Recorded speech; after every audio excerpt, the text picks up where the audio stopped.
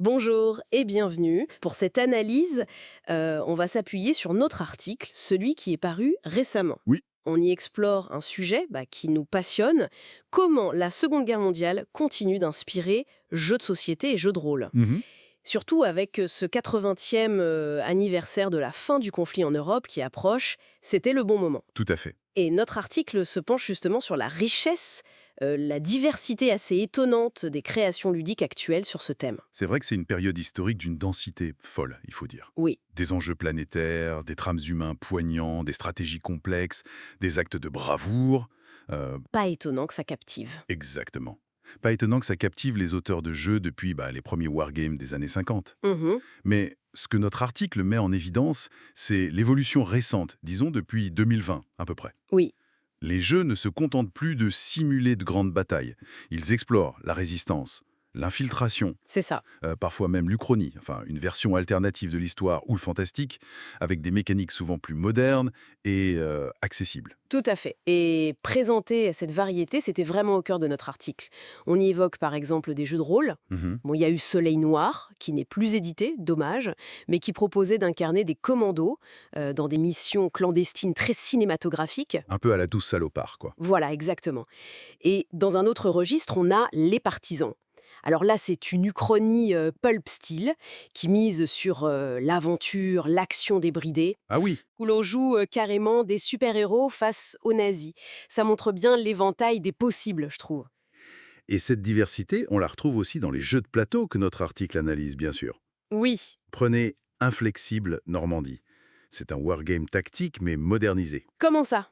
Il utilise un système de deck building, la construction de son paquet de cartes, quoi, où chaque carte, c'est une décision tactique, mais son utilisation simule aussi l'usure, la fatigue, la perte potentielle d'unité. Ah, d'accord. L'article souligne bien comment ça fait ressentir directement l'attrition de la campagne de 1944 aux joueurs. C'est assez fort. C'est fascinant de voir comment une mécanique peut traduire une réalité historique comme ça. Et à l'opposé de cette simulation détaillée, notre article mentionne aussi Blitzkrieg. Oui, Comment un jeu peut couvrir toute la guerre en 20 minutes? Ça paraît fou. c'est un vrai tour de force. Et notre article essaye de décortiquer un peu ça. Blitzkrieg, c'est un jeu pour deux, très épuré. Hmm. Il est basé sur une mécanique de bag building où l'on pioche des jetons qui représentent différentes unités ou théâtres d'opération. Hmm. C'est extrêmement tendu, stratégique. D'accord, donc ça capture l'ampleur différemment. Voilà, ça capture l'ampleur par des choix cruciaux et rapides plutôt que par le détail tactique. Une approche radicalement différente. Impressionnant. Et l'article met aussi en avant d'autres expériences, n'est-ce pas? D'autres types de jeux? Absolument. Notre article explore aussi l'infiltration coopérative dans V-Sabotage. Ça rappelle presque les jeux vidéo tactiques type Commando, on disait, Oui, c'est vrai. où l'on doit agir en équipe derrière les lignes ennemies.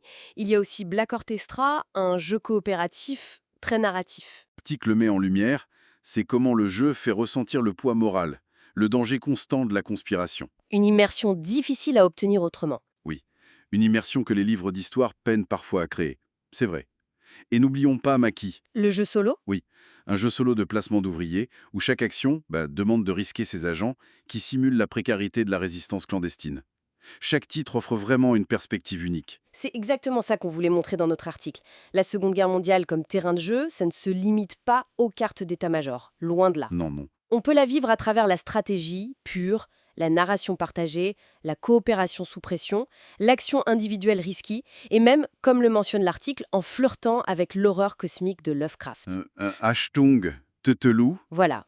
Même s'il est pour l'instant qu'en anglais, il mélange agents secrets alliés et menaces occultes nazies, c'est assez jouissif comme mélange. Cette palette thématique montre bien que le sujet est loin, loin d'être épuisé.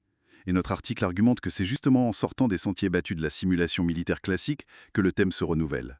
Donc, si on devait synthétiser l'idée forte de notre article, c'est que le thème 39-45 dans le jeu est incroyablement vivace. Mhm, Il se réinvente en explorant l'espionnage, les dilemmes moraux, les parcours individuels, la survie, bien au-delà des grandes offensives. c'est ça. L'article cite d'ailleurs d'autres exemples comme les expériences narratives de type carte Aventura, Résistance. En effet. Et comme on l'explique dans notre article, ces jeux ne sont pas qu'un simple passe-temps, hein. Non, bien sûr. Ils proposent une forme d'engagement avec l'histoire, une manière immersive d'en saisir la complexité, de se glisser dans la peau d'acteurs très différents. Du général au résistant isolé. Exactement.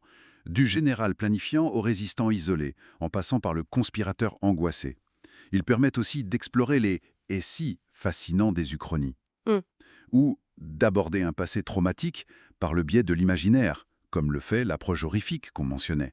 Et pour conclure, peut-être une réflexion qui prolonge un peu ce que notre article soulevait. Oui, Dans quelle mesure le fait de jouer, de rejouer ou même de réinventer ces événements historiques à travers une expérience ludique façonne-t-il notre regard et notre mémoire collective de ce conflit fondateur du monde moderne? c'est une excellente question. Voilà, une question qui mérite sans doute d'être méditée une fois la partie terminée.